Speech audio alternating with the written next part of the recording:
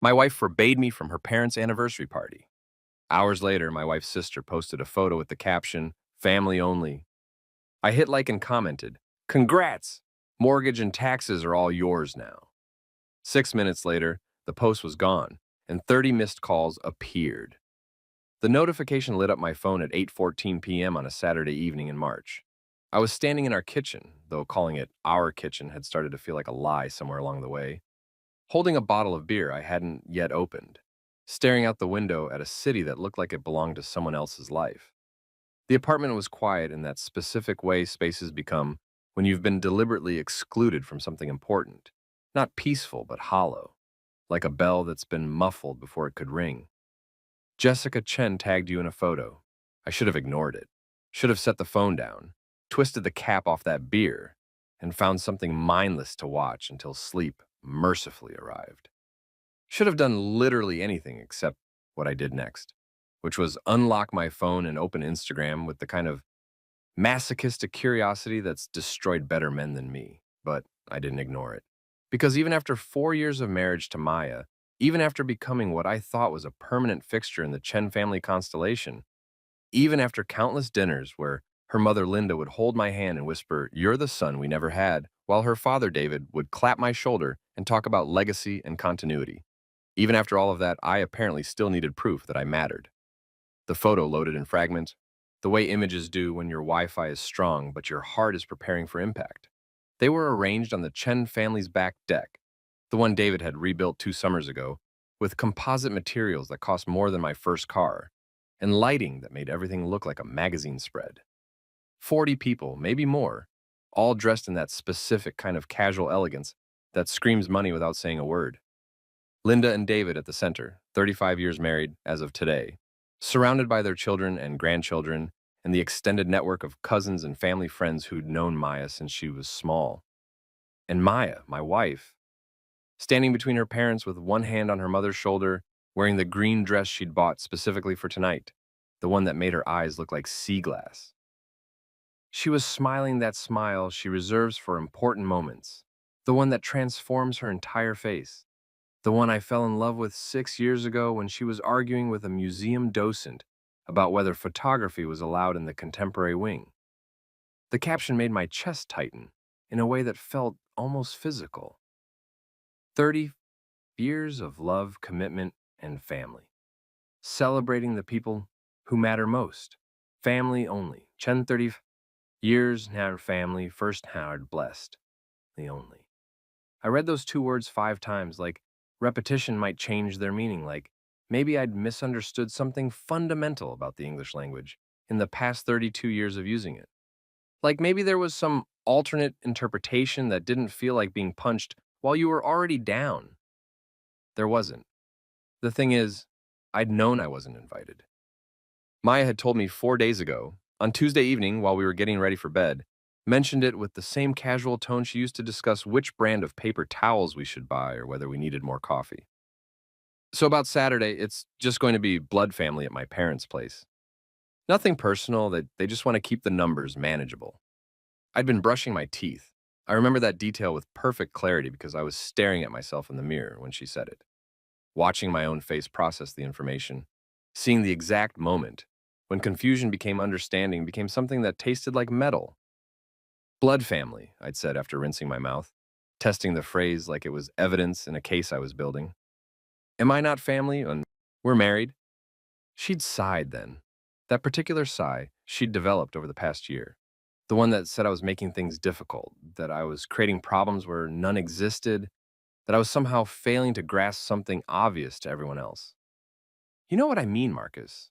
Parents, siblings, grandkids, direct bloodline, they're keeping it really intimate. There will be plenty of other celebrations where everyone's included. I'm your husband. I know that. She'd come out of the bathroom then, and I could see the defensiveness forming in her posture, in the set of her shoulders. It's one party, one afternoon. Can we not turn this into a thing? And because I'd been trying to be reasonable, because I'd been trying to be the kind of husband who doesn't make everything about himself, because 4 years of marriage had taught me that sometimes you have to pick your battles carefully, I'd said it was fine. I'd said I understood. I'd kissed her goodbye this afternoon when she left at 2 o'clock to help set up. Watched her drive away in the car her parents had helped us buy, a detail that suddenly felt more significant than it had this morning. But seeing it spelled out like that in a public Instagram post with 78 likes already accumulating, with comments from relatives and family friends and Maya's college roommate, all saying how beautiful everyone looked, how wonderful the celebration was. Family only. As if I was something else, someone else. A guest who'd overstayed his welcome. A contractor hired for a specific job who shouldn't expect to be invited to dinner once the work was done. My thumb hovered over the screen. The rational part of my brain, the part that had gotten me through engineering school and helped me build a respectable career and generally kept me from catastrophically stupid decisions, was sending up warning flares. Don't engage, it whispered. Put the phone down. Sleep on this. Be mature. But there was another part of my brain, a part that had been getting progressively louder over the past 18 months every time Maya made a decision without consulting me, every time her family treated me like I was auxiliary equipment rather than integral structure, every time I felt myself standing outside circles I'd been promised I could join. That part had different ideas. That part was done. Finished, over it. That part hit the like button. It felt viscerally satisfying in that immediate, dangerous way that revenge always feels before you've had time to calculate consequences. Just a simple tap of my thumb, a tiny heart appearing beneath a photo that announced I wasn't family enough, my tacit agreement with a statement designed to exclude me. But I wasn't finished, because liking it felt insufficient somehow, too subtle, too easy to miss or misinterpret as accidental. I tapped the comment field.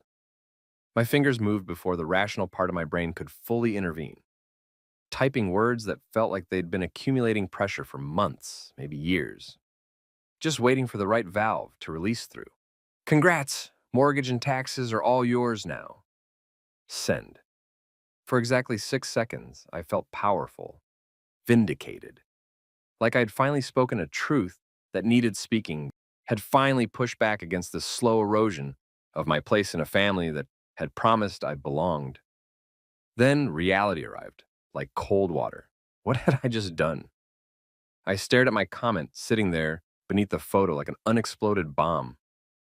The meaning was clear enough if you had context, and oh, the Chens had context. They had all the context in the world. Because what Jessica's carefully curated caption didn't mention, what the post family photo didn't show, was the foundation that picture was built on, literally and financially. The Chen family home, the one in the photograph with its expensive deck and professional landscaping, and the kitchen renovation that had cost what some people pay for college, that home wasn't fully paid for. The mortgage still had 22 years remaining on it. And 3.5 years ago, when David Chen's medical practice had hit a rough patch and the bank had started making concerned noises about payment schedules, it was my name that went on the refinancing documents. My credit score, my income verification, my signature binding me legally and financially to a property I would never inherit, for a family that apparently didn't consider me family enough to attend their celebrations. Just temporary, David had said, gripping both my shoulders in that study that smelled like leather and expensive cigars. Just until we get things sorted out. Your family, Marcus. This is what family does for each other. And the property taxes. God, the property taxes. $15,000 annually on a house in that neighborhood, coming out of my account every quarter like clockwork for 42 months straight. Maya had assured me it was temporary, that her parents would start reimbursing us once some investments matured, once the practice stabilized, once the planets aligned, or whatever financial mysticism was required for wealthy people to pay their own bills. 42 months later, those planets remained stubbornly misaligned. I'd done the math once during a bout of insomnia about 6 months ago, when the numbers wouldn't stop running through my head like stock tickers in my peripheral vision. Between the monthly mortgage payments I'd been covering and the property taxes and the various emergency loans that had become regular occurrences. 1,000 here for Jessica's wedding photographer, 500 there for car repairs. That time I'd covered 3 months of David's malpractice insurance premiums because the payment was tied up in escrow. I'd sunk approximately $156,000 into the Chen family finances. $156,000 for a family that wouldn't include me in a photograph celebrating themselves. My phone stayed silent for exactly 6 minutes. I know because I watched the clock in the corner of the screen counting seconds like a condemned man watching the countdown to his own execution. That beer still unopened in my other hand. My heart doing something complicated in my chest that felt like dread and liberation having a knife fight. 6 minutes while my comment sat there, visible to everyone who'd viewed the post. 6 minutes while Jessica presumably saw the notification, read the words, processed their meaning. 6 minutes while the bomb I'd thrown finally inevitably detonated. Then the post vanished. Just gone, wiped from existence like it had never been posted. No photo, no caption, no evidence of the perfect family gathering that had been so important. I couldn't be part of it. And then, chaos. My phone erupted. Call after call after call, the vibrations so continuous the device started sliding across the counter like it had achieved sentience and was trying to escape the incoming storm. Maya calling, Linda Chen calling, Maya calling, David Chen calling, Maya calling, Jessica Chen calling, Maya calling. 30 calls in 12 minutes. 30 desperate attempts to reach me, to control the situation, to stuff the truth back into whatever expensive box they'd been keeping it in. I answered none of them. Instead, I finally opened that beer and walked to the living room window, looking out over a city that suddenly felt more mine than the marriage I'd been trying to save for the past 18 months. The sky had that deep purple quality that happens right after sunset, before true darkness settles in. Somewhere out there, in a house I was financing, a party I'd been explicitly excluded from was probably imploding in real time. My phone kept ringing. I took a long drink and thought about the chain of choices that had led me here, to this moment, to this window, to watching my marriage potentially disintegrate via missed calls and deleted social media posts. The strange thing was, I wasn't sure I regretted it. Not yet, anyway. The beer was half finished when the calls finally stopped around 9:30, replaced by a tsunami of text messages that came through in waves, each one more frantic than the last. Maya. What the hell? Marcus, Maya. What did you do, Maya? Call me right now. Maya. You just ruined on my parents' anniversary, Maya. Everyone is freaking out. You need to fix this immediately. Linda. Marcus, this is incredibly disappointing. We need to speak. Call me as soon as you get this. Jessica. Are you serious right now? You just humiliated our entire family. Hope you're proud of yourself. Maya's brother James. Dude, whatever's going on between you and Maya, you don't drag the whole family into it publicly. Not cool. The only person who didn't call or text was David. That felt meaningful, though I wasn't quite sure how. I read through the messages twice, my thumb hovering over the keyboard, trying to construct a response that didn't sound either defensive or apologetic. Trying to figure out what there even was to say when you've finally said the thing you've been swallowing for years and there's no unsaying it. Some things once spoken can't be taken back. Like toothpaste squeezed from a tube, like eggs unscrambled, like trust broken so thoroughly that the pieces don't fit together anymore, no matter how carefully you try to reassemble them. Around 10 p.m., I heard a key scraping in our apartment door. Maya burst in like a weather system, still wearing that green dress, her makeup slightly smeared, her hair disheveled in a way that suggested she'd been running her hands through it compulsively. She'd been crying. That much was obvious from the mascara tracks and the redness around her eyes. Part of me wanted to care about that. Part of me remembered loving this woman enough to sign away $156,000 without really questioning it. Part of me still loved her, probably. In that complicated way you can love someone while also recognizing they've been slowly poisoning you. Are you out of your mind? No hello, no preamble, just straight to accusation. Do you have any idea what you just did? I was still by the window, now on my second beer. I made a comment on an Instagram post. Seemed pretty straightforward. Don't, her voice cracked. Don't be cute about this. You publicly humiliated my family. You made my parents' 35th anniversary about you and your grievances. Do you know how embarrassing that was? Embarrassing for whom? For everyone. Jessica was mortified. My mother couldn't stop crying. My father... She stopped, something flickering across her face. My father had to leave his own party because guests were asking questions. Questions, Marcus. About what you meant. About our finances. About why my husband wasn't at the celebration in the first place. All good questions, I said quietly. Maybe you should have had answers for them. I can't believe you're acting like this is my fault. She moved further into the apartment, dropping her purse with enough force to make a statement. You're the one who decided to have a public meltdown on social media. You're the one who threw our private business out there for everyone to see. You're the one who's acting like some kind of vindictive child who didn't get his way. Private business, I repeated, tasting the words. Is that what we're calling it? Our private business, where I've paid $156,000 into your family's finances while being told I'm not family enough to attend a party? Her face went pale. You're exaggerating. Am I? I set down my beer with careful deliberation. Should we pull up the bank statements, the mortgage documents, the property tax records? Because I've got them all saved, Maya. Every single transaction, every payment, every loan that was supposed to be temporary but somehow became permanent. Those were emergencies. Those were choices, I interrupted. Choices your family made to maintain a lifestyle they can't actually afford.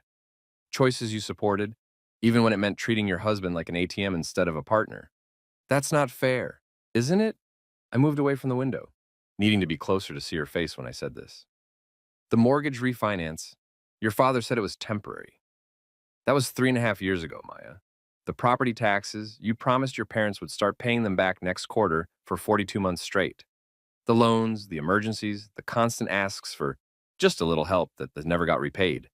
None of that was fair to me. But I did it anyway because I was told I was family. You are family. Then why wasn't I at the party today? My voice came out louder than I'd intended, surprising both of us. Why did your sister post family only, like it was the most natural thing in the world to exclude me? Why have I spent 4 years being told I'm family while simultaneously being treated like I'm not quite family enough? Tears were running down her face now, but they didn't move me the way they used to. I'd seen her cry before, over movies, over work stress, over family drama that never seemed to actually resolve. But this felt different. This felt like crying because she'd been caught, not because she was hurt. What do you want from me? She asked, and there was something like desperation in her voice. Do you want me to apologize? Fine. I'm sorry you felt excluded. I'm sorry the caption hurt your feelings. I'm sorry you found out about the guest list the way you did. Is that enough? No. The word hung in the air between us, simple and final. No, I repeated, because you're not actually sorry about excluding me. You're sorry I made a scene about being excluded. You're sorry your family has to face consequences for how they've treated me. You're sorry the comfortable arrangement where I paid for everything while asking for nothing in return has been disrupted. But you're not sorry for the actual problem. What problem? But her voice wavered, like she knew exactly what problem, but was hoping I wouldn't say it out loud. The problem where you've spent 4 years choosing your parents over me, choosing their financial stability over our financial future, choosing their comfort over my dignity, choosing to maintain their approval rather than standing up for your husband when he was being used. That's not, she stopped, started again. My family loves you. Your family loves what I provide. There's a difference. I moved to the couch, suddenly exhausted. And maybe you do too. Love what I provide instead of who I am. How can you say that? She was crying harder now, her voice breaking on every word. I married you. I chose you. I love you. Do you? Because from where I'm standing, you married me and then spent 4 years making sure I understood my place in the hierarchy. And that place is apparently somewhere below immediate family and slightly above close family friend. Good enough to bankroll the lifestyle, not good enough to be in the photos. One party, Marcus. One party where they wanted to keep things small, and you're acting like it's this massive betrayal. It is a massive betrayal. I was standing again, unable to sit still with this much anger coursing through me. Not because of the party itself, but because of what it represents. Because it's the culmination of 4 years of being told I matter while being shown I don't. 4 years of funding their lives while being excluded from their celebrations. 4 years of you choosing them over me every single time it mattered. The silence that followed was thick enough to drown in. Maya sank onto the couch I'd just vacated, her face in her hands, her shoulders shaking. Part of me, the part that still remembered our wedding, our honeymoon, the early days when we'd stayed up all night talking about the life we'd build together, wanted to go to her, wanted to make this better, Wanted to fall back into the familiar pattern of apologizing for being difficult, of smoothing everything over, of making myself smaller so everyone else could be more comfortable. But I couldn't. That part of me was too exhausted, too depleted, too done with being the only one who bent. I need you to call my mother, Maya said finally, her voice muffled by her hands. She's beside herself. You need to apologize and explain that you didn't mean what that comment implied. But I did mean it. Her head snapped up. Marcus, I meant every word. I'm done being the family bank while being treated like I'm not part of the family. So, congratulations to everyone. The mortgage and the taxes are all theirs now. I'll be calling a lawyer Monday morning about getting my name off those documents. Her eyes went wide with something that looked like panic. You can't do that. The house, if you remove yourself, they'll have to refinance again. Their credit can't handle that right now. The bank might what? Foreclose on a property they can't actually afford? Force them to downsize to something within their actual means? I shook my head. Maya, those are family problems. And according to today's very clear messaging, I'm not family. Stop saying that. Her voice cracked with frustration on, stop twisting everything. My parents adore you.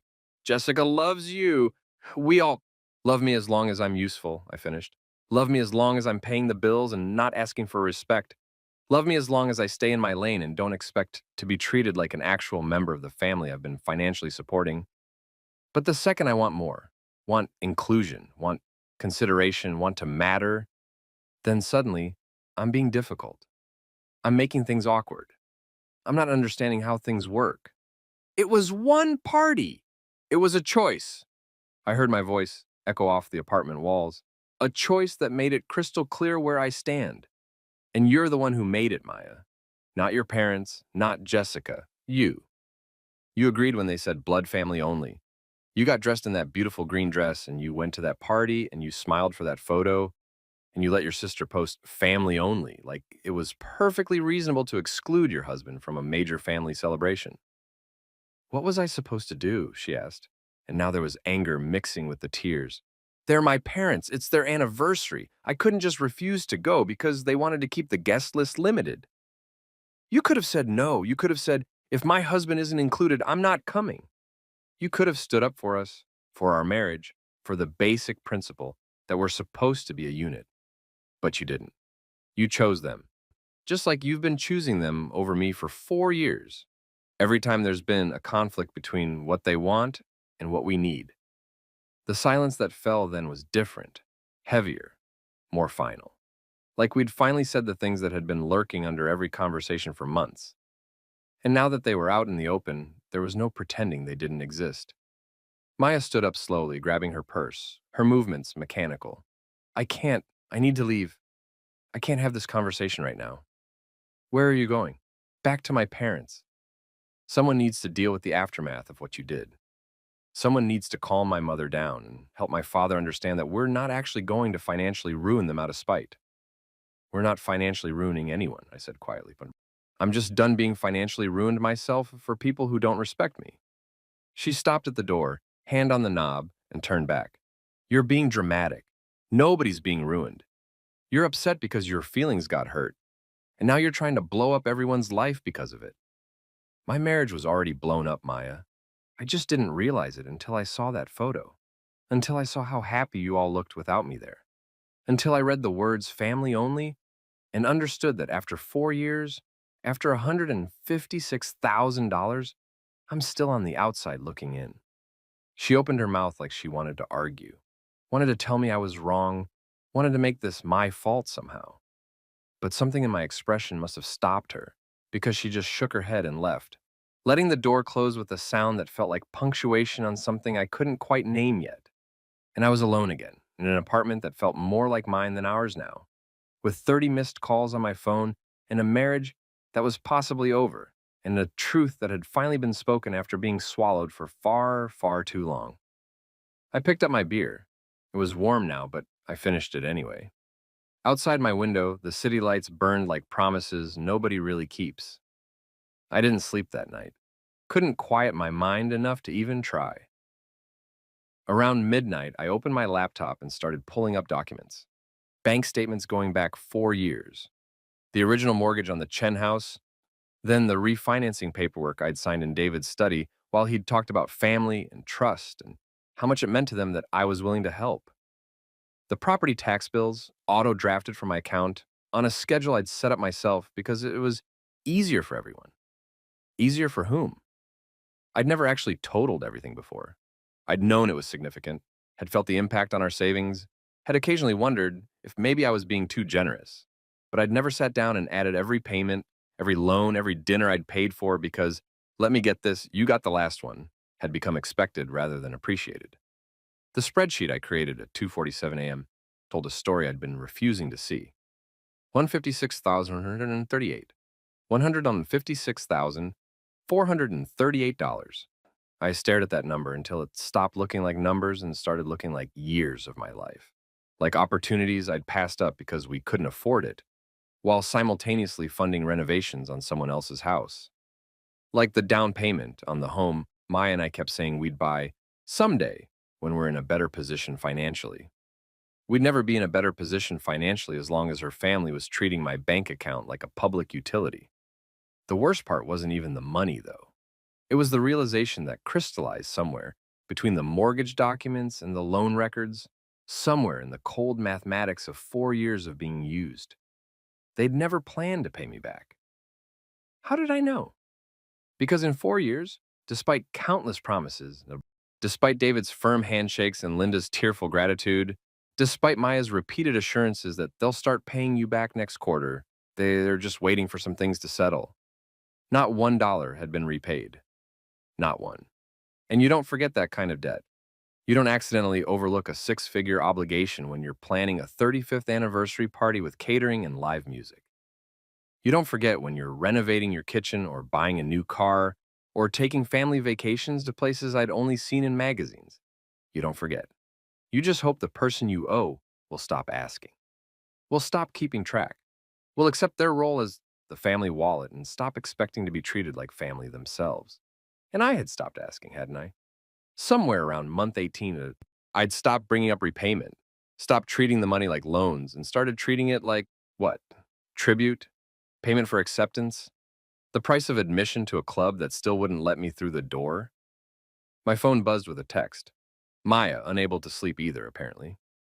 Maya, are you really going to destroy everything over this? I stared at that message for a long time. Destroy everything. As if I was the destructive force here. As if I was the one who'd spent 4 years taking and taking while giving nothing back but empty promises and conditional acceptance. Me. I'm not destroying anything, I'm just finally stopping the destruction of myself. Maya. That doesn't even make sense. You're being cryptic and dramatic. Me. 156, 489. Three dots appeared, disappeared, appeared again. Maya. What? Me. That's how much I've put into your family's finances over 4 years, mortgage, taxes, loans. I did the math tonight. Figured you should know the price tag on excluding me from family events. The dots appeared and stayed for almost a minute before her response came through. Maya, you can't put a price on family, me. Apparently I can. It's $156,438. That's what it costs to learn. I'm not actually family, just a funding source, Maya. This is unbelievable. My mother is crying herself to sleep because of you. My father's talking about selling the house. Jessica won't stop calling me, asking what we're going to do. And you're sitting there with a calculator trying to nickel and dime everything like some kind of accountant. Me. I am an engineer. Numbers are kind of my thing. And these numbers tell a pretty clear story about how your family sees me. Maya. We love you. Me. You love what I provide. That's not the same thing. She didn't respond after that. The dots appeared and disappeared several times, but no message ever came through. I closed my laptop and moved back to the window, watching the city transition from late night to early morning, watching the sky shift from black to gray to that pale pre-dawn blue. Somewhere out there, the Chen family was probably having emergency meetings about damage control. Somewhere, Maya was probably fielding calls from relatives who'd seen my comment before the post was deleted. Somewhere, people who'd been calling me family for 4 years were probably discussing what a monster I was for daring to speak the truth they'd all been carefully avoiding. But here, in my apartment, in the space that was feeling more singular than plural with each passing hour. I felt something that might have been peace, or maybe it was just exhaustion that looked like peace. Sometimes those are hard to tell apart. Sunday morning arrived with rain, the kind of steady gray rain that makes everything look like it's being filmed through a dirty window. I dozed off around 6 a.m., more from depletion than actual tiredness, and woke to 15 new text messages, 6 voicemails, and 1 email from Linda's personal account. The email was the most interesting. Long, formal, and the way people get when they're trying to maintain authority while being desperate, with a subject line that read, "Unnecessary conversation." Dear Marcus, I'm writing because the phone calls have proven unsuccessful, and I believe this situation requires immediate attention without the complications of real-time emotion. I want to start by saying how deeply hurt I am by your actions yesterday evening. What should have been a beautiful celebration of 35 years of marriage was completely overshadowed by your comment, which I can only characterize as vindictive and deliberately hurtful. Jessica spent weeks planning that party, and she was devastated to have to delete her post because of the chaos you created. Many guests were asking questions, making assumptions about our family's private matters. It was humiliating. I understand you may have felt excluded from yesterday's gathering, but surely you can understand that every family is entitled to have intimate celebrations with their children and grandchildren. It was never our intention to hurt you. We simply wanted an evening with our immediate descendants to mark this milestone. Surely you can understand that. However, what I cannot understand, what I find deeply troubling, is your implication about the mortgage and property taxes. Marcus, you signed those documents of your own free will. Nobody forced you. You offered to help during a difficult time, and we were grateful.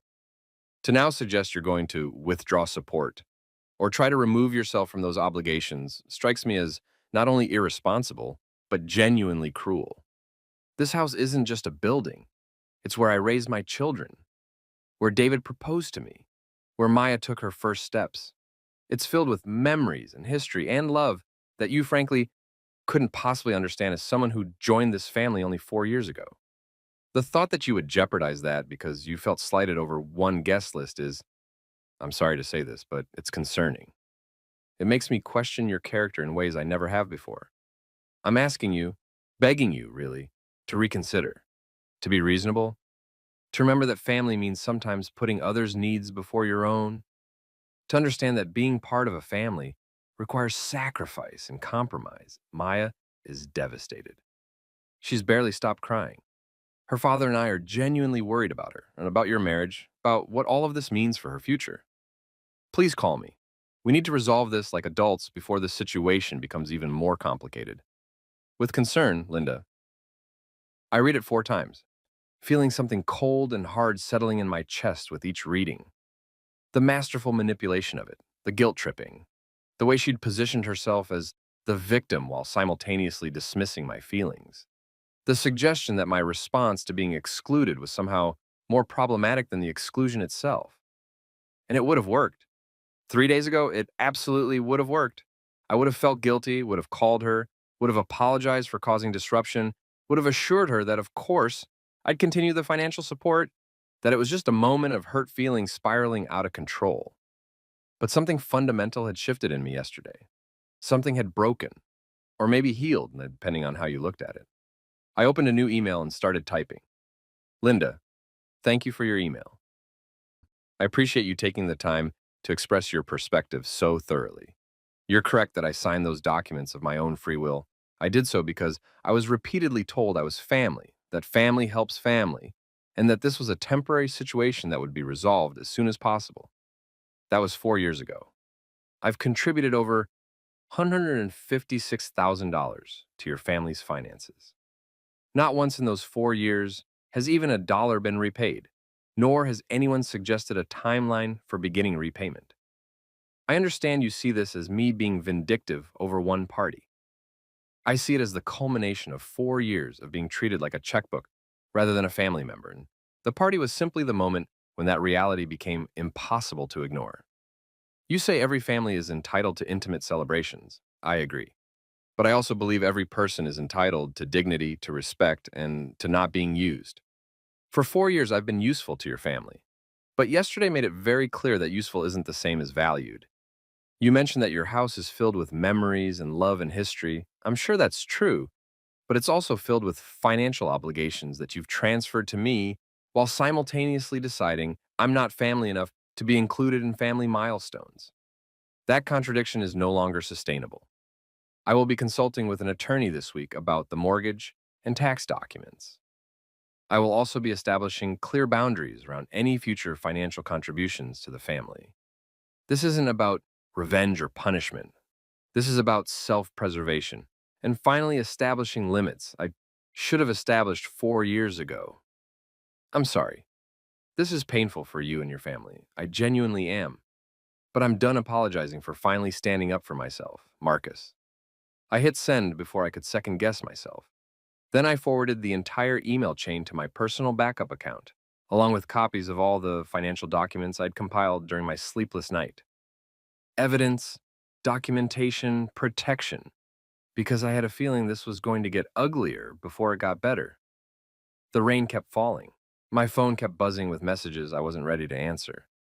And somewhere across the city, Maya was probably showing that email to her family, probably preparing for the next wave of pressure and guilt and attempts to make me the villain in a story where I'd been the victim for years. But I was done being the victim, done being the checkbook, done being family when it was convenient and excluded when it wasn't. I was done. Monday morning, I took a personal day from work and drove to see Thomas Brennan, a family law attorney I'd met at a professional networking event about 2 years ago. We'd exchanged business cards, had one of those pleasant but forgettable conversations about specializations and interesting cases, and I'd filed his card in my desk thinking I'd never need it. Funny how life works. His office was in one of those converted historic buildings downtown, all exposed brick and modern furniture that screamed successful but approachable. I'd called first thing when they opened, and his assistant had somehow found space in his schedule for an 11 a.m. appointment, which either meant Monday mornings were slow or the desperation in my voice had been more apparent than I thought.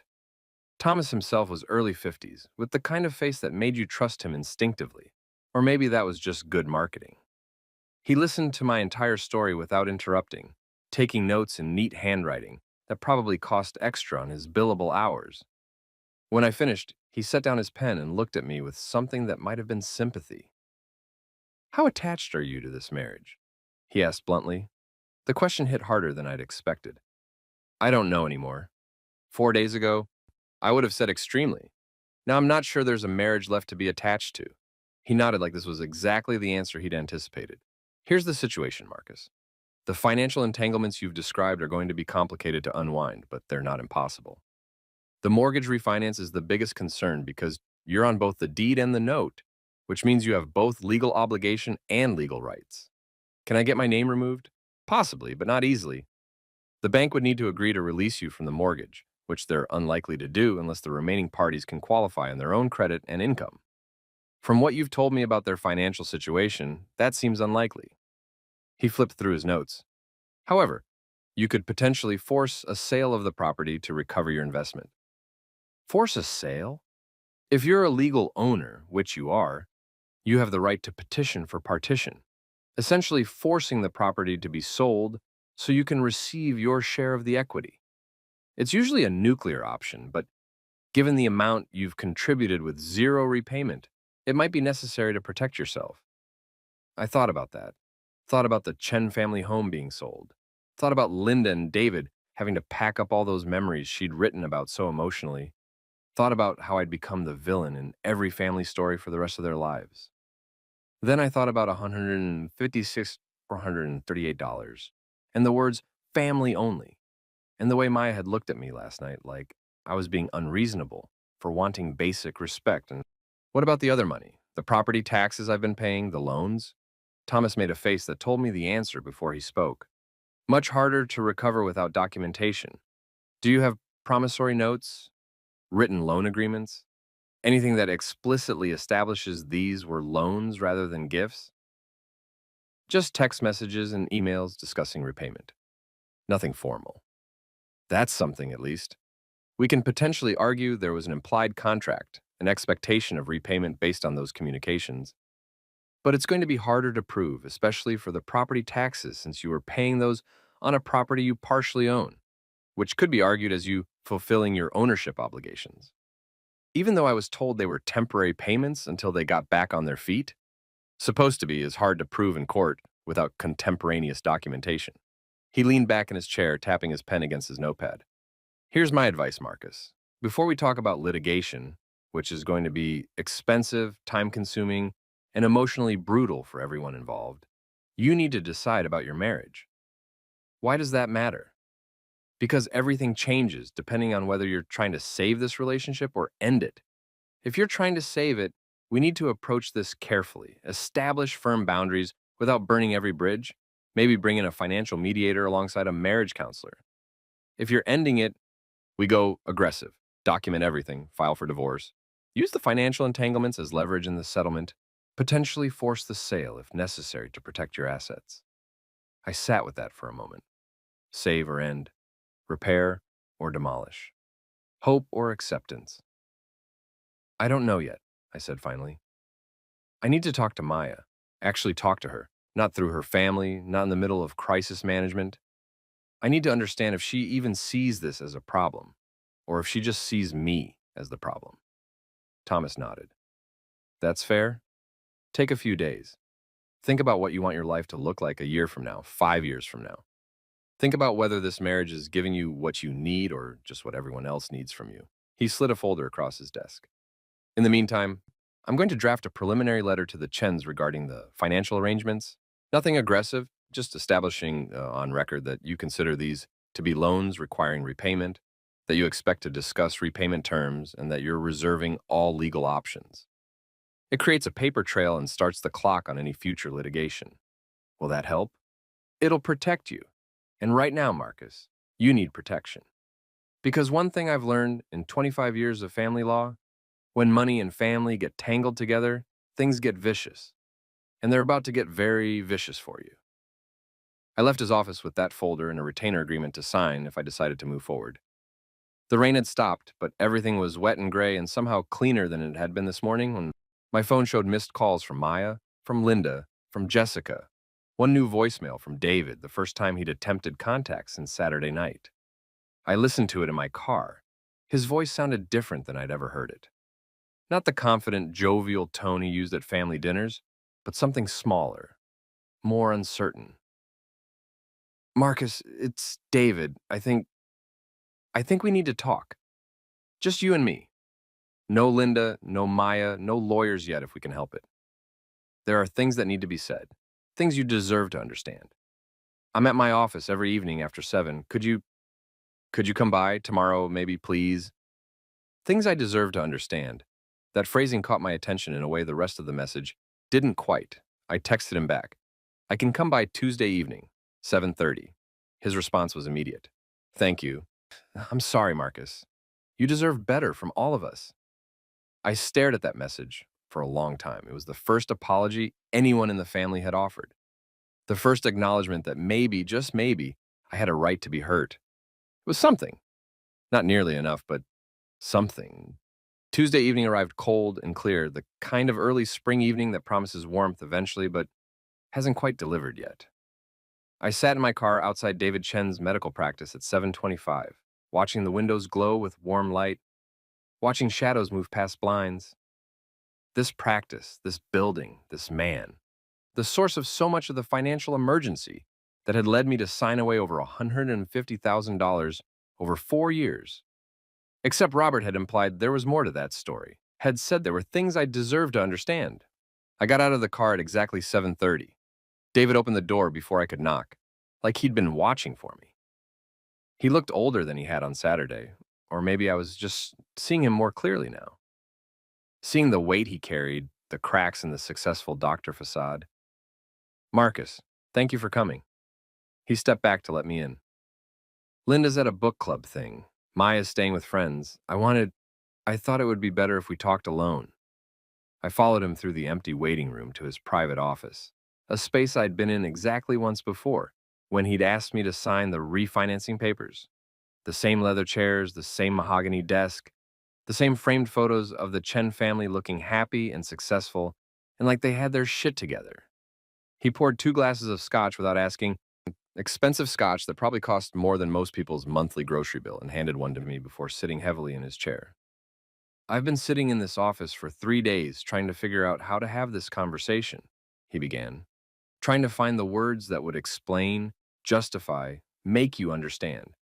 But Linda keeps saying you're being unreasonable, that you're overreacting, that you need to apologize and move past this. And she's wrong. That surprised me. She is? Completely wrong. You were right about all of it, about the money, about being used, about not being treated like family despite being told you were. He took a long drink. I've been lying to you, Marcus. We all have. Not with words necessarily, but with actions and omissions and this careful dance of taking while convincing everyone, including ourselves, that it was all justified. He set down his glass and looked at me with something that might have been shame. We were never going to pay you back. The words hung there, confirmation of what I'd already suspected, but hadn't quite let myself fully believe. Why? My voice came out rougher than I'd intended. Why string me along with promises if you never intended to honor them? Because you might have said no otherwise, he said simply. Because if we'd said we need you to give us 150,000 with no expectation of repayment, you would have realized how much we were asking. But if we framed it as loans, as temporary help, as just getting through a rough patch, that was easier to agree to. Each individual ask seemed reasonable. It was only when you added them all up that the picture became clear. You boiled the frog, I said quietly. Exactly. Slow enough that you didn't jump out until you were already cooked. He picked up his glass again, stared into it like it held answers. And the worst part? The practice was never in real trouble, not the way we implied. My hand tightened on my own glass. What? We were overextended, yes, spending more than we should have been. But we weren't facing bankruptcy or losing the house or any of the dramatic scenarios Linda suggested. We just wanted to maintain our lifestyle without making sacrifices.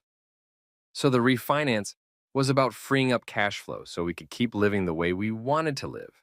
The renovations, the cars, the family trips, keeping up with the Patels and the Wongs and everyone else in that neighborhood who was doing the same thing, leveraging everything to maintain an image. He flinched. You were the solution to our cash flow problem. A son-in-law with excellent credit, stable income, and, Linda's words, no family of his own to complain to about it. The scotch in my glass suddenly felt heavy. The calculation of it, the deliberateness, the way they'd assessed me not as family, but as a resource. Did Maya know? I asked, though I wasn't sure I wanted the answer. David's silence was answer enough, but I pushed. Tell me, did my wife know you were using me? That there was never going to be repayment? He met my eyes and I saw resignation there, defeat. Not at first. When we initially approached you about the refinance, she genuinely believed it was temporary. But over time, as the repayments never materialized, as we kept asking for more, he paused. Yes, she knew. And she didn't stop it because stopping it would have meant choosing between her husband and her family. And it was easier to just not choose, to let things continue as they were, to benefit from your generosity while pretending everything was fine. The room tilted slightly. I gripped the arm of my chair, forcing myself to breathe. Why are you telling me this now? Because I'm 62 years old, Marcus. I'm exhausted. I'm sick of the person I've become. I looked at that Instagram post Saturday night before you commented, before everything exploded, and I felt physically ill. Ill at what we've done to you. Ill at the family we've become. Ill at the way we've treated someone who gave us everything and asked for nothing but basic inclusion. He stood, moved to the window overlooking the parking lot. My father taught me that a man's worth is measured by his integrity, by keeping his word, by treating people fairly. And I've failed at all of those things. I've let my family become users, exploiters, people who take advantage of kindness and call it their due. So why let it happen? Why not stop it before it got this far? Because you made it so easy. He said it without malice, just stated fact. You kept saying yes. You kept being understanding. You kept putting everyone else first. And I took advantage of that. We took your decency and turned it into weakness. And I hate myself for it. The silence that followed was heavy with 4 years of accumulated betrayal. I can't give you your money back, David said finally. Not all at once. Probably not ever, realistically. Our finances are a disaster. We're living on credit and investment returns that might not be there next year. But I can give you the truth. And I can tell you that you're right to be angry, right to protect yourself, right to refuse to keep funding a family that doesn't respect you. What does Linda think about you telling me all this? He laughed bitterly. Linda doesn't know I'm telling you this. She'd be furious if she did. She still thinks we can smooth this over, convince you to keep things as they were, make you feel guilty enough to back down. She doesn't understand that some bridges, once burned, can't be rebuilt. And Maya? Maya is scared. Scared of losing you, scared of her family's financial situation being exposed, scared of having to actually choose. She's been calling me every few hours asking what she should do, and I keep telling her the same thing, that she needs to figure out what matters more. You or us, her marriage or her family, because she can't keep trying to have both while treating you like you're optional. I stood, unable to sit still anymore. I talked to a lawyer yesterday. I figured you would. What did he say? That I could force a sale of the house? That I have legal rights as someone on the mortgage and deed? That I could potentially recover some of my losses, though not all? David nodded slowly, unsurprised. That's fair, more than fair, honestly, and maybe, he paused. Maybe it would be good for us. Force us to live within our actual means instead of this fantasy we've been maintaining. This house has been as much a prison as a home. Linda wouldn't see it that way. No, she'd see it as the ultimate betrayal. Proof that you were never really family because real family wouldn't tear apart the home where her children were raised. He turned from the window. But Marcus, we're the ones who betrayed family principles, not you. We took your generosity and warped it into obligation. We took your love for Maya and used it as leverage. We took your desire to belong and turned it into a weapon. What should I do? The question came out before I could stop it. I can't tell you that, but I can tell you what I would do. He moved back to his desk, pulled out a folder from the bottom drawer. I'd protect myself. I'd document everything. I'd set firm boundaries. And I'd make Maya choose, really choose, whether she wants to be married to you or married to her family's financial interests. He handed me the folder. Inside were documents I'd never seen. Bank statements showing the Chen family's actual financial position 4 years ago, proving they weren't facing foreclosure.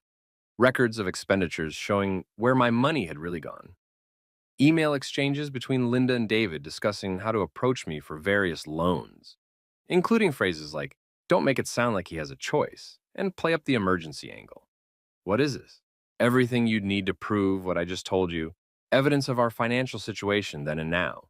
Records showing the money you provided for emergencies funded luxuries instead. Documentation that would destroy any claim we might make, that you knew these were gifts rather than loans. Why are you giving me this? This undermines your entire family. Your wife could never explain this away. Because it's the right thing to do. Because I'm tired of lying. Because maybe if I do one honest thing, one decent thing, I can sleep at night again. His voice cracked. And because you deserve justice, Marcus. You deserve the truth and the tools to protect yourself. Even if, especially if, that protection requires destroying the comfortable fiction we've been living in. I stared at the folder, at the evidence of betrayal documented in bank statements and emails, at proof that my instincts had been right all along, that I wasn't crazy or oversensitive or making something out of nothing. Thank you, I said finally, for this, for the truth, for not trying to convince me I'm imagining things. You're not imagining anything. You're actually remarkably calm, all things considered. If someone had done to me what we did to you. He shook his head. That Instagram comment was far kinder than what I would have posted. I almost laughed despite everything. It caused enough chaos. It exposed the truth. That's not the same as causing chaos. That's clearing away lies so reality has room to exist. He walked me to the door of his office. What happens now? I don't know. I need to talk to Maya, really talk without her family coaching her responses. I need to understand if she's capable of choosing our marriage or if 4 years of patterns are too ingrained to change. And if she can't, then I walk away. With or without recovering my money, with or without the house being sold, I walk away. Because I finally understand that some prices are too high, even for love. I left him standing in his office doorway, in his successful practice that wasn't really successful, in a life that looked perfect from the outside but was rotting from within. The folder felt heavy in my hands, heavy with truth and evidence and the weight of 4 years of careful manipulation finally exposed to light. My phone buzzed with a text from Maya. Dad said you went to see him. Can we talk, please? Me. Tomorrow evening, our apartment, just us. Maya. Okay, I love you. I stared at that last message for a long time, trying to figure out if I believed it, trying to remember what loving her felt like before everything got so complicated, trying to imagine a future where we recovered from this, where trust could be rebuilt, where we could be actual partners instead of actors in a play directed by her family. I couldn't quite picture it. But I texted back anyway, tomorrow, 7 p.m., because maybe impossible things sometimes happen. Or maybe I just wasn't ready to let go yet. Maya arrived at 6:55 p.m. on Wednesday, 5 minutes early for our scheduled conversation. She looked exhausted, dark circles under her eyes, hair pulled back in a messy bun, wearing yoga pants and one of my old sweatshirts. This was Maya at her most vulnerable, stripped of the polished exterior she maintained for the world. Hi, she said softly, standing in the doorway like she wasn't sure she was allowed inside anymore. Come in. I stepped back, letting her enter the apartment that had been hers until 4 days ago, but now felt like contested territory. And we sat on opposite ends of the couch, not hostile exactly, but carefully distant. The folder from David sat on the coffee table between us, visible, but not yet mentioned. I've been staying at Monica's, Maya said, naming her college friend. I didn't want to be at my parents' house. The energy there is intense. I imagine. My mother hasn't stopped talking about you, about what you did, about how we need to manage this situation. She used air quotes, and there was something in her voice that might have been resentment. She has this whole plan about how we can fix this, how you can apologize. We can establish that the money was always meant as gifts, how we can smooth everything over and get back to normal. Back to normal, I repeated. And what do you think about that plan? I think she stopped, started again. I think normal was broken, Marcus. I just didn't want to see how broken it was until you made it impossible to ignore. That was promising, maybe. Your father told me the truth, I said, gesturing to the folder, about the finances, about how you were never in real trouble 4 years ago, about how the repayment was never going to happen, about how my role in this family was always more about utility than belonging. Maya's eyes filled with tears. I know. He called me yesterday, told me what he'd told you. My mother's furious with him. They've been fighting for 2 days straight. Did you know from the beginning? No. She shook her head emphatically. I swear, Marcus, when they first asked you about the refinance, I genuinely thought it was temporary. I believed my father when he said the practice was in trouble. I believed my mother when she promised they'd start paying you back as soon as things stabilized. When did you figure out it was a lie? She looked away, shame coloring her face. About 18 months ago. I was helping my mom with some paperwork, and I saw bank statements, saw that they'd taken a vacation to Hawaii, saw that she'd bought new furniture, saw expenditures that didn't match the story about them being in financial crisis. And you didn't tell me. I didn't want to believe it. I convinced myself there must be explanations, that maybe the vacation was a medical conference, or the furniture was a necessity, or she stopped, wiping her eyes. But then more time passed, and more loans, and you kept being so understanding, so generous, so willing to help. And I let it continue because confronting it would mean choosing between you and them. And I was too much of a coward to choose until Saturday. Until Saturday when I chose them again, like I've been choosing them over you for 18 months, maybe longer. She turned to face me fully. That party, they didn't just want to keep it small, Marcus. You were specifically excluded. My mother said it would be awkward having you there. Jessica agreed, and her voice broke. I should have fought for you. Should have said if you weren't welcome, I wasn't coming. Should have stood up for my husband, for our marriage, for basic decency, but I didn't. I put on that green dress and I went to that party and I smiled for that photo and I let Jessica post that caption like it was perfectly normal to exclude you. Why? Because it's what I've always done. Since I was a kid, I've always been the peacekeeper, the one who smooths things over, the one who makes sure everyone's happy. And somewhere along the way, I decided that everyone's happiness mattered more than yours, more than mine, more than our marriage. She was crying freely now, and part of me wanted to comfort her. But a larger part needed to hear this, needed to understand whether she was crying because she'd been caught or because she'd finally understood. Dr. Morrison says I'm enmeshed, Maya continued. That's the clinical term. I'm so tangled up in my family that I can't differentiate between what they want and what I want, between their needs and my marriage, between being a good daughter and being a good wife. You're in therapy? Started Monday, emergency session, then another one yesterday. She's helping me understand patterns I've been in my whole life, patterns of sacrificing myself, sacrificing us, to maintain family harmony that was never really harmonic to begin with. I sat with that for a moment. What does she say about us? About whether we can recover from this? She says it depends on whether I'm willing to do the work, whether I'm capable of putting you first instead of always putting my family first, whether I can establish boundaries and maintain them even when they push back, and they will push back, Marcus. They're pushing back now. My mother calls me 10 times a day. Jessica sends me articles about how setting boundaries with family is selfish. My brother keeps saying I'm being manipulated by you, that I'm abandoning everyone who actually loves me. What do you tell them?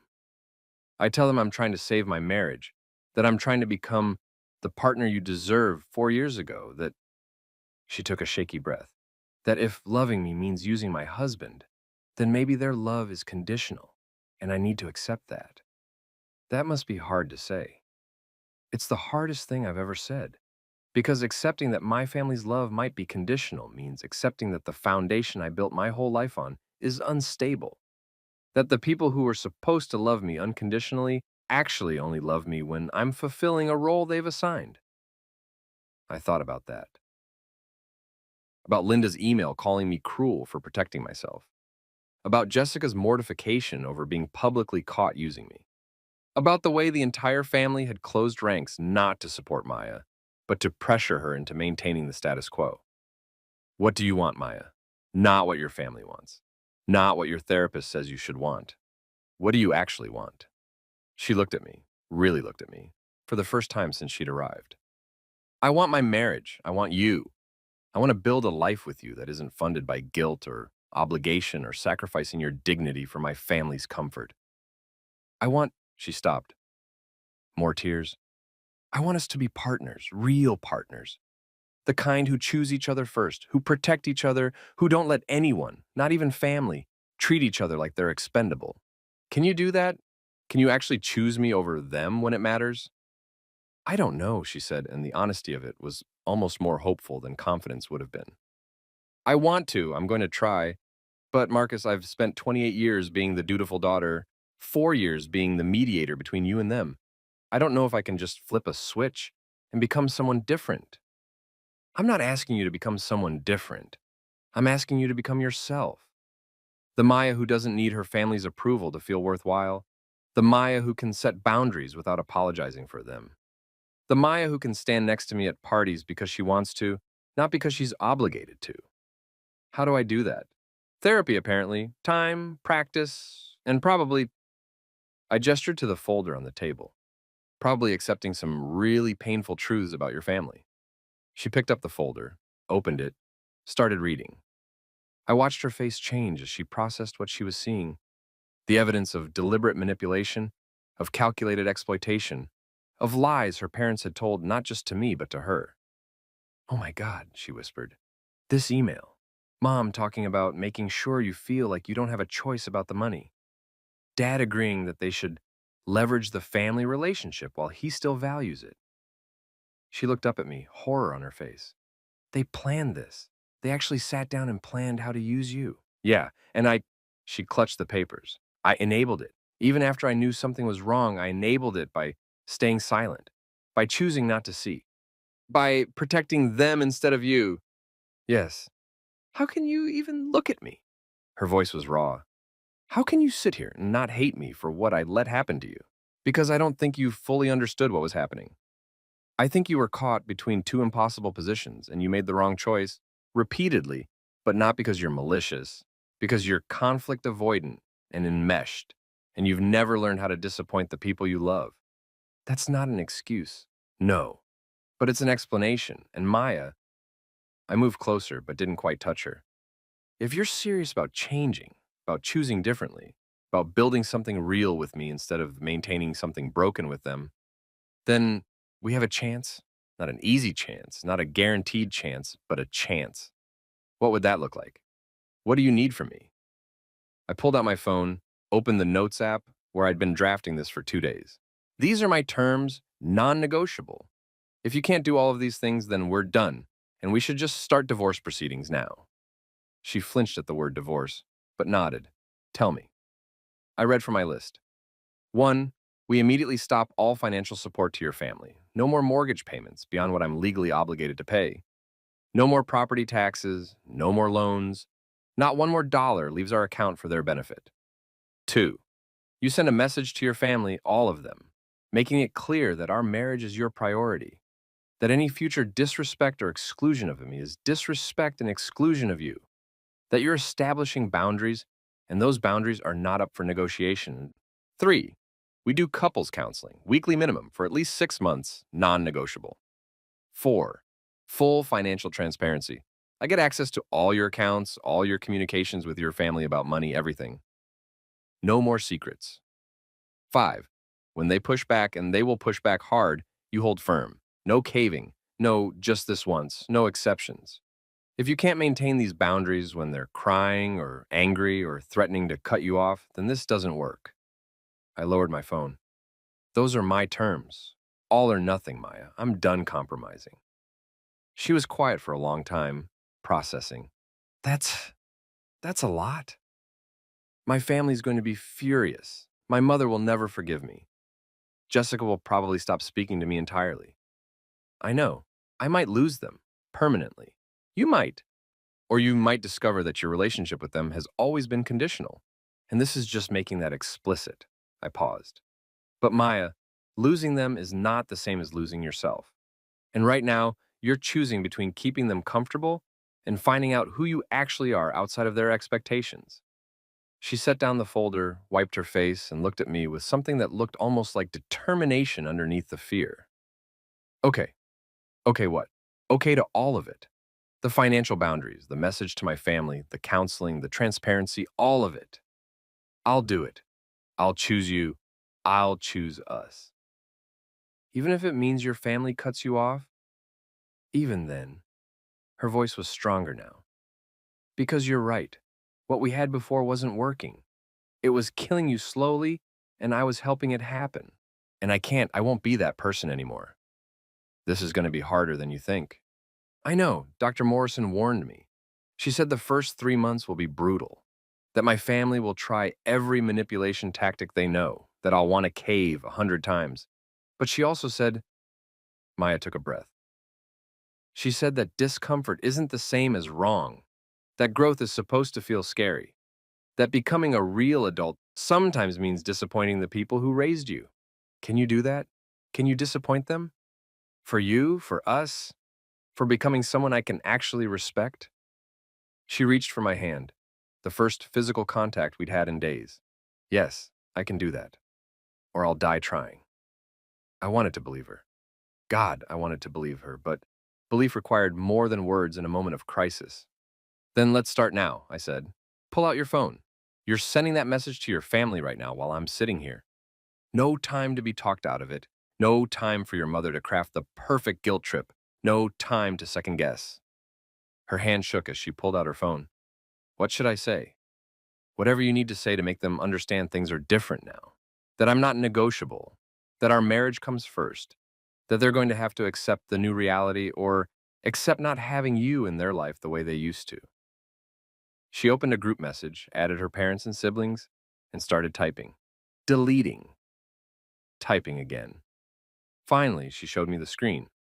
Mom, Dad, Jessica, James. I'm writing because I need to say things I should have said years ago. Marcus is my husband, my partner, and my family. How he was treated on Saturday, being excluded from a major family event and having that exclusion announced publicly, was unacceptable. How he's been treated for 4 years, being used financially while not being fully respected as family, was unacceptable. I'm taking responsibility for my part in that. I should have stood up for him. I should have established boundaries years ago. I should have chosen my marriage over your comfort. I didn't. I'm sorry for that, to Marcus, not to you. Moving forward, things change. Marcus and I will not be providing financial support into the family anymore. The mortgage and taxes are your responsibility now. Any previous loans are officially documented as debts requiring repayment. we'll be expecting to discuss terms. More importantly, if Marcus isn't welcome or included in family events, then I'm not attending. He's my family first. Our marriage comes first. That's how it should have been all along. I love you all, but I love Marcus too, and I've failed him by not protecting him, by not choosing him, by enabling you to treat him as useful rather than valued. I'm correcting that now. I hope we can rebuild our relationship on healthier terms. But if not, I understand. Just know that this is my choice, my decision, my boundary. I read it 3 times. That's good. That's really good. Send it. Her thumb hovered over the send button. Once I do this, there's no going back. There's already no going back, Maya. We're just making that explicit. She took a deep breath and hit send. We sat there in tense silence, watching her phone, waiting for the inevitable explosion. It came within 90 seconds. Her phone started lighting up with calls. Linda first, then Jessica, then James. Maya silenced each one without answering. I can't talk to them tonight, she said, her voice shaking but resolute. If I answer now, they'll wear me down. They'll make me feel guilty. They'll convince me I'm being dramatic or unfair or... She stopped. I need to let them sit with it. Let them understand I'm serious. They're going to retaliate, I warned. Probably hard. Your mother's going to cry. Jessica's going to be furious. They're going to try every button they've ever installed in you. Let them try. She turned to me, and I saw something in her face I hadn't seen before. Determination overlaid with fear, but determination nonetheless. I'm done letting them control me through guilt. I'm done prioritizing their feelings over yours. I'm done being the family peacekeeper when peace requires someone being harmed. Her phone kept lighting up with calls, with text messages that were starting to pour in. Linda, Jessica, James, even some cousins and aunts who'd apparently already been looped into the drama. Maya turned off her phone entirely. I'm staying here tonight, she said, if that's okay. Not because I think everything's fixed, not because we're suddenly fine, but because I need to be with my husband while my family loses their minds. I need to practice choosing you. You can stay. Thank you. She leaned against me, and I put my arm around her. And we sat like that while somewhere across the city, her family was probably having emergency meetings, planning strategies, preparing counterattacks. But here, in our apartment, we were together. It wasn't fixed, wasn't healed, wasn't even close to okay yet. But it was honest. Finally, after 4 years, it was honest. And that was something. That was a start. 3 months later, the check arrived on a Tuesday morning in June. $500 made out to me with a memo line that read, Loan repayment 1 of 312. The signature was David's, the handwriting shaky but legible. Maya came into the kitchen as I was staring at it. Is that? First payment.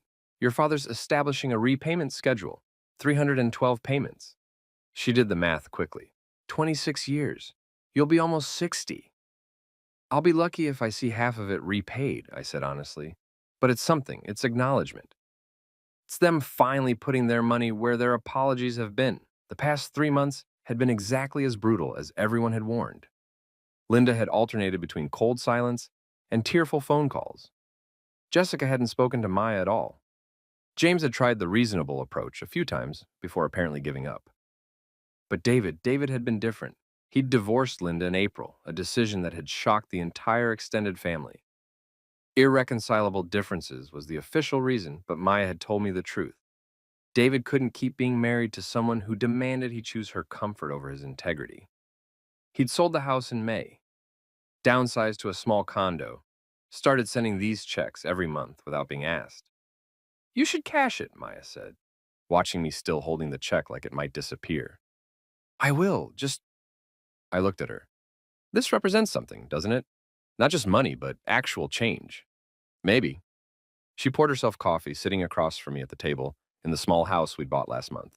Ours, fully ours, no family entanglements. Or maybe it just represents Dad trying to sleep at night. But either way, it's more than we had 3 months ago. She was different now. Not completely transformed. Trauma and therapy don't work that fast. But different in ways that mattered. She'd stood firm when Linda had shown up at her office crying. She'd maintained boundaries when Jessica had sent a series of texts calling her a traitor.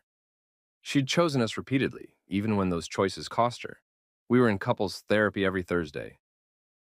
She was in individual therapy every Tuesday. We'd had hard conversations about trust, about money, about what a healthy marriage looked like when you were building it from ruins. I had coffee with my dad yesterday, Maya said. I didn't mention it because I wanted to see how it went first. And? And it was good, really good. He's different now, or maybe he's just finally being authentic. We talked about his therapy, about what he's learning about himself, about the ways he enabled mom's need for control because it was easier than confronting it, about how he's trying to build relationships with his kids based on actual connection rather than obligation. How do you feel about that? Cautiously hopeful? Like maybe we can have something real now. Something that's not about maintaining appearances or meeting expectations or performing family harmony. Just a relationship between two adults who care about each other and are trying to be honest. That sounds nice. It does, doesn't it? She smiled, and it was that real smile, the one I'd fallen in love with. I never thought losing my family would feel like gaining myself. But here we are. You didn't lose all of them. You lost the dysfunctional version of them. The version that required you to be smaller, quieter, more accommodating. You're finding out who's willing to meet you where you actually are. Dr. Morrison said something similar, that real love doesn't require self-betrayal, that if keeping people in your life means abandoning yourself, then you're not really keeping them, you're just performing for them. My phone buzzed with a text from Thomas Brennan, my lawyer. FYI, Chen property sold.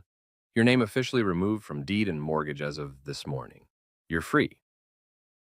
I showed Maya the text. She read it and I watched emotions play across her face, relief, sadness, resolution. Free, she repeated. You're finally free of being legally tied to my family's mess. We're free, I corrected. Both of us. Free to build whatever we want without being anchored to their expectations. She reached across the table, took my hand. Thank you. For what? For that Instagram comment. For finally saying what needed to be said. For forcing all of us to deal with reality instead of comfortable fiction. For loving me enough to demand better. For both of us. I looked at her, at this woman who'd hurt me and was trying to heal us, who'd chosen wrong and was learning to choose differently, who'd been raised in dysfunction and was fighting to create health. You're welcome, I said.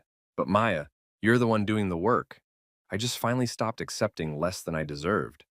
You're the one showing up to therapy, standing up to your family, choosing us every day, even when it's hard. We're both doing the work. She squeezed my hand. That's what partnership means, right? Both people showing up, both people choosing, both people trying. Yeah, I said. That's exactly what it means. We sat there in our kitchen, in our house, in the life we were building from the ruins of what had been broken, and I thought about 7 words on an Instagram post that had somehow catalyzed all of this. Congrats. Mortgage and taxes are all yours now. 7 words that had blown up my marriage so it could be rebuilt honestly. 7 words that had forced truths into light that everyone had been carefully avoiding. 7 words that had somehow become the best thing I'd ever written. Because sometimes love isn't about keeping peace.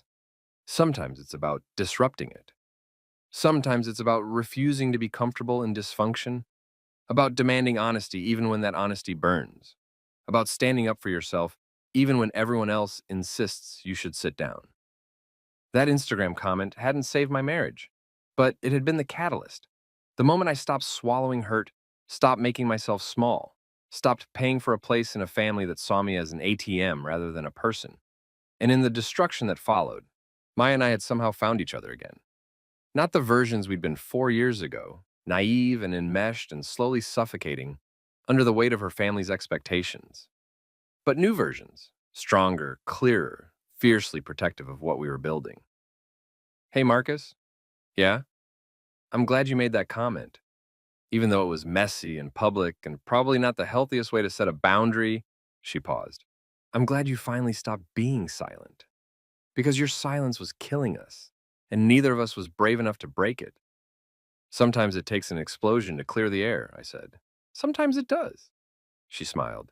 Ready for therapy in an hour? Ready as I'll ever be. We cleaned up breakfast together, got ready together, drove to Dr. Morrison's office together. Partners.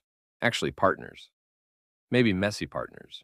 Maybe imperfect partners. Maybe Partners who still had years of work ahead to fully heal what had been broken, but partners nonetheless. And that was everything. The notification came at 6:15 p.m. on a Saturday evening in May. I was in our backyard, the backyard of the house we'd bought with our own money, free of family entanglement, flipping burgers on a grill we'd picked out together. Maya was inside setting the table for the small dinner party we were hosting. Her father David, my sister Rachel, who'd flown in from Seattle, and our friends Josh and Maria. My phone buzzed. Instagram. Jessica Chen had posted something and tagged Maya in it. I almost didn't look, almost let it pass unexamined, let the past stay past.